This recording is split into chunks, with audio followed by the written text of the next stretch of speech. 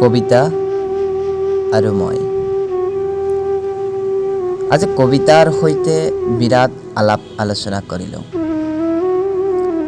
কবিতাই ক'লে, তই মোৰ প্ৰেমত পৰিছ নে তোৰ ভগ্ন হৃদয়ত সান্তনা দিছ?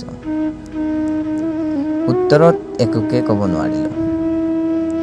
কবিতাই সুধিলে, শব্দবোৰলৈ কিহৰ প্ৰতিবাদ কৰিছ? প্ৰাপ্যৰ প্ৰশান্তিৰ বাবে নে হেৰুৱাৰ অশান্তিৰ বাবে? কাৰ নামত বাৰে বাৰে পংকিলতাই বেৰিছ হৃদয়ৰ দুৱাৰ?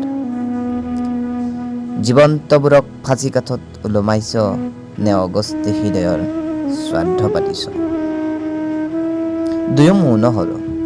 উত্তৰত আকৌ লিখিলোঁ এটি নষ্ট কবিতা, পৰিচয় যাৰ ভ্ৰষ্টতা।